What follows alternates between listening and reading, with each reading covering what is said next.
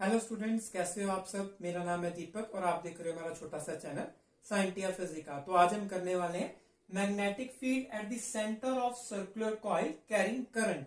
मतलब हम magnetic field निकालने वाले हैं सेंटर पे सर्कुलर कॉइल की। ठीक है, ये सर्कुलर कॉइल है हमारे पास, उसके सेंटर पे हमने मैग्नेटिक फील्ड निकालना है। ठीक है, जिसमें से आई करंट जो है वो पास कर रहा है। ओके, तो हम कैसे निकालते हैं मैग्नेटिक फील्ड। मैग्नेटिक फील्ड निकालने के लिए हम बायो-सेवर्ट लॉ को यूज करते हैं। ठीक है, तो बायो-सेवर्ट लॉ क्या बोलता है, dB is equals to mu not by 4 pi I dl cross r by r cube. तो यही था बायो-सेवर्ट लॉ। जिसने बायो-सेवर्ट लॉ वाली वीडियो नहीं देखी वो डिस्क्रिप्शन में जाके पहले बायो-सेवर्ट लॉ वाली वीडियो देख ली। ठीक है, फिर आपको पता चल जाएगा कि ये फॉर्मूला कैसे आया। ओके, तो चलिए अभी हम टर्म्स देख लेते हैं। टर्म्स में देखिए म्यू नॉट बाय 4 पाई आपको पता है कांस्टेंट है, आई करंट पास कर रहा है इसमें से। डीएल जो है वो लेंथ एलिमेंट है। ठीक है, स्मॉल लेंथ एलिमेंट, जिसकी वजह से ये फील्ड आ रही है। ठीक है, तो यहाँ पे मैंने डीएल लेंथ एलिमेंट ले लिया है। आर वेक्टर क्या है, आर वेक्टर वो लेंथ है जो length element of observation point के बीच का डिस्टेंस है। ठीक है, लेंथ एलिमेंट ये है हमारे पास। ऑब्जर्वेशन पॉइंट मींस जहां पे हमने फील्ड कैलकुलेट करनी है, दैट इज ओ और डीएल के बीच में जो डिस्टेंस है that is radius of the circle. Okay, तो ये आर यहाँ पे भी यही रिप्रेजेंट करता है। ठीक है, तो अभी हमने क्या करना है, ये क्रॉस प्रोडक्ट को खोलना है हमने। जब क्रॉस प्रोडक्ट को खोल लेंगे तो हमारे पास मैग्नीट्यूड आ जाएगा अकेला। ठीक है, that is 4 pi I dl r sine theta. ठीक है, ऐसे ही खुलता है ना, साइन थीटा आता है क्रॉस प्रोडक्ट में, डॉट प्रोडक्ट में कॉस थीटा आता है। ठीक है, आर आर से कैंसिल हो जाएगा और यहाँ पे क्या आ जाएगा, स्क्वायर। अभी ये साइन थीटा जो एंगल है वो किनके बीच में है, वो डीएल और आर के बीच में एंगल है। ठीक है, यहाँ पे देखो डीएल की डायरेक्शन और आर की डायरेक्शन। ठीक है, इनमें क्या कितना एंगल बन रहा है, इनमें 90 का एंगल बन रहा है। ठीक है, तो साइन 90 क्या होता है, साइन 90 1 होता है, तो यहाँ पे 1 आ जाएगा। तो हमारे पास डीबी क्या बचा, इतनी टर्म बची हमारे पास डीबी की। ठीक है, तो अभी हमने क्या करना है, सिंपली इंटेग्रल करना है। ठीक है, जब हम इंटेग्रल कर देंगे तो हमारे पास टोटल मैग्नेटिक फील्ड आ जाएगी पूरी सर्कुलर लूप के कारण। ओके, तो यहाँ पे मैं इंटेग्रल कर देता हूं। ठीक है, तो यहाँ पे इंटेग्रल कर दिया मैंने। Mu not I 4 pi r square जो है वो सारा कांस्टेंट है, तो इंटेग्रल से बाहर आ जाएगा। बचा क्या अंदर, अंदर मेरे पास बचेगा सिर्फ डीएल। ठीक है, तो डीएल का जब इंटेग्रल कर देंगे अलोंग द लूप तो मेरे पास क्या आ जाएगा, सर्कमफ्रेंस ऑफ द सर्कल। तो सर्कमफ्रेंस ऑफ द सर्कल की क्या वैल्यू होती है, दैट इज 2 पाई आर। ठीक है, दैट इज, ठीक है, तो मेरे पास टोटल मैग्नेटिक फील्ड कितनी आ गई, that is mu not I 4 pi r square into 2 pi r. ठीक है, तो ये क्या आ गई मेरे पास magnetic field at the centre of circular loop carrying current. Okay, तो यहाँ पे मैं थोड़ा सा इसे ठीक करके लिखूं तो ये मेरे पास mu not I by 4 pi r into 2 pi बन जाएगा। ठीक है, तो ये क्या है, मैग्नेटिक फील्ड है। अभी देखिए, अगर यहाँ पे मेरे पास एक लूप थी ना, अगर मेरे पास n लूप्स हो ऐसी, ठीक है, सेम रेडियस की n लूप्स हो, तो यहाँ पे क्या आ जाएगा, n आ जाएगा।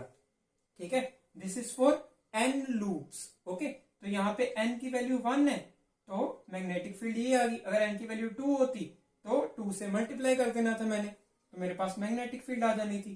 ठीक है, तो अभी हम मैग्नेटिक फील्ड की डायरेक्शन देख लेते हैं। डायरेक्शन कैसे निकालते थे, राइट हैंड थंब रूल से। ठीक है, तो यहाँ पे जब मैं डायरेक्शन निकालने के लिए थंब को प्लेस करूंगा in the direction of current. ठीक है, यहाँ पे करंट जो है वो अपवर्ड है। ठीक है, तो यहाँ पे अगर मैं प्लेस करूंगा थंब को, ठीक है, और फिंगर्स को कर्ल करूंगा तो मुझे पता चल रहा है कि जो मैग्नेटिक फील्ड है वो इनसाइड है। ठीक है, मतलब सेंटर में जो मैग्नेटिक फील्ड है वो इनसाइड है। अभी किसी और जगह पे प्लेस करके देख लेते हैं। यहाँ पे जब भी प्लेस करूंगा तभी भी मैग्नेटिक फील्ड जो आ रही है वो इनसाइड आ रही है। ठीक है, देखिए अभी मैं बना के कैसे दिखाऊं। अभी यहाँ पे मैं नीचे थंब को करता हूं तो यहां से फिंगर्स बाहर आ रही हैं और यहाँ पे अंदर जा रही हैं। ठीक है, तो हर पॉइंट पे क्या हो रहा है, जो ओ पॉइंट पे मैग्नेटिक फील्ड्स अंदर जा रही हैं। ठीक है, इसको आसानी से पता करने के लिए हमने एक और रूल डेवलप कर दिया जिसे राइट हैंड रूल बोलते हैं। राइट हैंड रूल में क्या होता है, हम सिर्फ जो टर्म्स हैं उसको चेंज कर देते हैं। पहले हम थंब को क्या रखते थे, करंट रखते थे, और फिंगर्स को रखते थे मैग्नेटिक फील्ड। अभी हमने क्या कर दिया, हमने फिंगर्स को करंट रख दिया और थंब को मैग्नेटिक फील्ड रख दिया। अभी देखिए, फिंगर्स को हम करंट की डायरेक्शन में अगर रोटेट करें, ठीक है, तो थंब क्या होता है, इनसाइड जाता है। ठीक है, इट मींस जो मैग्नेटिक फील्ड है वो इनसाइड है। ओके, अगर मैं थंब को बाहर निकालूं तो करंट की डायरेक्शन जो है वो चेंज हो जाती है, एंटी हो जाती है। ठीक है, तो यहाँ पे मुझे पता चल रहा है करंट की डायरेक्शन अगर एंटी क्लॉकवाइज हो, ठीक है, तो बाहर आएगी मैग्नेटिक फील्ड, क्लॉकवाइज हो तो अंदर जाएगी। ओके, तो पता चल गया। यहाँ पर दो रूल्स हैं, एक राइट हैंड थंब रूल है और एक राइट हैंड रूल है। ठीक है, दोनों में जो टर्म्स हैं जो सिग्निफाई करती है थंब और फिंगर्स को, वो शफल हो जाती हैं बस। ठीक है, आसान करने के लिए। ओके, तो इससे आपको आसानी से मैग्नेटिक फील्ड की डायरेक्शन पता चल जाती है। अब एक न्यूमेरिकल कर लेते हैं अपने आर्टिकल के बेस पे। तो मेरे पास यहाँ पे एटम है जिसमें इलेक्ट्रॉन जो है वो रिवॉल्व कर रहा है। ठीक है, इलेक्ट्रॉन रिवॉल्व कर रहा है इस फ्रीक्वेंसी से, दैट इज 6.6 इंटू 10⁻15 रोटेशन पर सेकेंड। मतलब एक सेकेंड में इतनी रोटेशन के साथ ये इलेक्ट्रॉन जो है रिवॉल्व कर रहा है, और रेडियस कितना है 0.53 एंगस्ट्रॉम। और बोला गया है मुझे कि इसके सेंटर पे मैग्नेटिक फील्ड निकालो। ठीक है, तो यहाँ पे मुझे पता है रेडियस इतना है, तो एंगस्ट्रॉम को मैं मीटर में कन्वर्ट कर लेता हूं। मुझे पता है एक एंगस्ट्रॉम में 10⁻⁻10 मीटर होते हैं। ठीक है, तो मैंने एंगस्ट्रॉम को मीटर में कन्वर्ट कर लिया। अभी मेरे पास जो फॉर्मूला है मैग्नेटिक फील्ड निकालने का वो ये है। ठीक है, तो यहाँ पे मेरे पास आर है, रेडियस है, डिस्टेंस है ना। ठीक है, करंट है मेरे पास, करंट नहीं दिया हुआ, तो मुझे पता है करंट क्या होता है, चार्ज बाय टाइम। ठीक है, और फ्रीक्वेंसी क्या होती है, फ्रीक्वेंसी क्या होती है 1 बाय टाइम। ठीक है, तो यहाँ पे मैं वैल्यूज पुट कर लेता हूँ। 1.6 इंटू 10⁻⁻19 होता है चार्ज, और 1 बाय टाइम फ्रीक्वेंसी होती है, तो फ्रीक्वेंसी की वैल्यू पुट कर लेते हैं 6.6 इंटू 10⁻15 रोटेशन पर सेकेंड। ठीक है, तो यहां से मेरे पास करंट आ जाएगा। यहाँ आप सॉल्व करोगे तो पहले पार्ट्स को सॉल्व कर लेना। पार्ट्स को सॉल्व करेंगे तो मेरे पास 10⁻⁻4 आ जाएगा एम्पियर, और यहाँ पे क्या आ जाएगा, 1.6 को मल्टीप्लाई करेंगे 6.6 से 10.54 आ जाएगा। ओके, तो इसे सॉल्व कर लेना, आप देख लेना कि ये आंसर आता है। ठीक है, अभी करंट मुझे पता चल गया, आर मुझे पता चल गया, 2π कांस्टेंट है, बाकी सब कांस्टेंट है। अभी मुझे एन पता करना है। एन क्या है, कितनी नंबर ऑफ रोटेशंस है। ठीक है, उस पिछले वाले आर्टिकल से के साथ हमने रेफर किया है एन को, यहाँ पे वायर को कितने नंबर ऑफ रोटेशन दी गई हैं, ये एन वो बताता है। ठीक है, तो यहाँ पे करंट एक ही पाथ पे इलेक्ट्रॉन रोटेट कर रहा है। ठीक है, दो इलेक्ट्रॉन तो नहीं है, एक ही इलेक्ट्रॉन है ना। ठीक है, और एक ही पाथ है, तो यहाँ पे एन की वैल्यू 1 है। ओके, तो मैं आपको रेफर करके बता देता हूं। तो कुछ ऐसा था, वायर ऐसे हमने सर्कुलर में बेंड की थी, तो यहाँ पे आई करंट जा रहा था, तो इसका मतलब क्या है कि इलेक्ट्रॉन जो है वो इधर जा रहा है, तो यहाँ पर एक ही बेंड है। ओके, अगर दो बेंड होते मीन्स यहाँ पे दो पाथ होने चाहिए थे। ठीक है, जो सर्कुलर में फिर से इलेक्ट्रॉन वहां से रोटेट कर रहा है, तो यहाँ पर एक ही सर्कुलर पाथ है।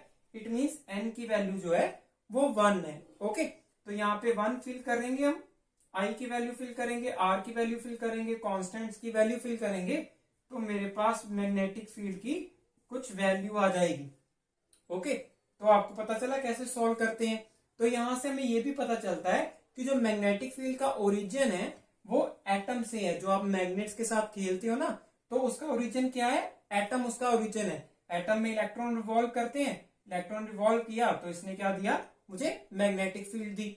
तो अभी आप पूछोगे कि सभी जो मटेरियल्स हैं उसमें एटम्स हैं, तो उसमें सभी में मैग्नेटिक फील्ड क्यों नहीं है। तो यहाँ पे एक देखिए रीजन है, कि आपको पता होगा पॉली एक्सक्लूजन प्रिंसिपल में आपने पढ़ा होगा कि एक ऑर्बिट में 2 इलेक्ट्रॉन्स होते हैं, एक इधर घूम रहा है और एक इसके ऑपोजिट साइड घूम रहा है।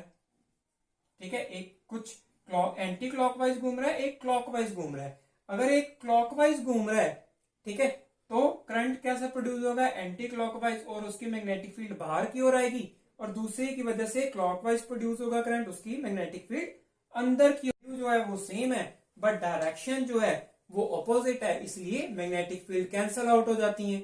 इसीलिए हम कहते हैं कि जो एटम्स में अनपेयर्ड इलेक्ट्रॉन होंगे वो एटम्स मैग्नेटिक फील्ड प्रोड्यूस करेंगे। ठीक है, this is the one point. Okay, अभी आप बोलोगे कई एटम्स होते हैं, कई मटेरियल्स होते हैं जिनमें अनपेयर्ड इलेक्ट्रॉन प्रेजेंट होते हैं, फिर भी वो मैग्नेटिक फील्ड नहीं प्रोड्यूस करते। उसका रीजन ये है कि जब आप काफी सारे एटम्स को कंबाइन करके मटेरियल बनाते हो तो क्या होता है कि मान लीजिए इसकी मैग्नेटिक फील्ड इस तरफ है, इसकी मैग्नेटिक फील्ड इस तरफ है, इसकी इस तरफ है, इसकी इस तरफ है, इसकी इस तरफ है, इसकी इस तरफ है। ठीक है, तो ऐसे जो है वो क्या होता है, कैंसल आउट हो जाती हैं। तो सभी मैग्नेटिक फील्ड, इसमें मैग्नेटिक फील्ड तो एग्जिस्ट करती है but overall magnetic field cancel होके 0 हो जाती है। ठीक है, इसीलिए हर मटेरियल में मैग्नेटिक फील्ड नहीं होती। कुछ कंडीशंस हैं जो आपका मैग्नेट जो है वो सेटिस्फाई करता है, जिसकी वजह से मैग्नेटिक फील्ड आ जाती है।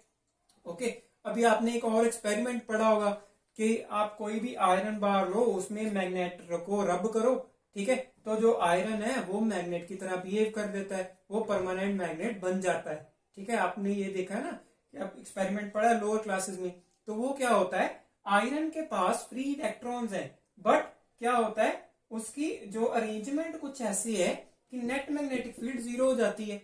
बट जब हम इसको मैग्नेट के साथ रब करते हैं तो क्या होता है, कुछ जो एटम्स हैं वो एक डायरेक्शन में अलाइन हो जाते हैं। एक डायरेक्शन में अलाइन होने के कारण, जैसे ये मान लीजिए एटम जो है वो इससे अलाइन हो गया है, तो मैग्नेटिक फील्ड जो है वो एक डायरेक्शन में प्रोड्यूस हो जाती है और 0 मैग्नेटिक फील्ड नहीं रहती।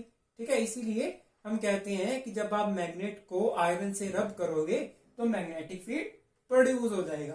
ठीक है, तो आप कोशिश कीजिए जो आपके लोअर क्लासेस वाले कॉन्सेप्ट से जो आप पढ़ के आए हो, ठीक है, जो आप ऊपर ऊपर से पढ़ के आए हो, वो अभी आप थोड़ी डेप्थ में समझने स्टार्ट करो। ठीक है, तभी आपका पढ़ने का साइंस फायदा है, नहीं तो आप हिस्ट्री पढ़ रहे हो। ठीक है, ये ध्यान रखिए। तो आज के लिए इतना ही, उम्मीद करता हूँ आपको समझ लग गई होगी। इसको और डेप्थ में समझने की कोशिश कीजिएगा, और अगर कोई भी क्वेरी हो तो मुझे कमेंट सेक्शन में पूछ सकते हैं, और कोई भी सुजेशन है किसी के भी रिगार्डिंग, किसी वीडियो के रिगार्डिंग, तो वो भी आप मुझे कमेंट सेक्शन में पूछ सकते हैं। Thank you.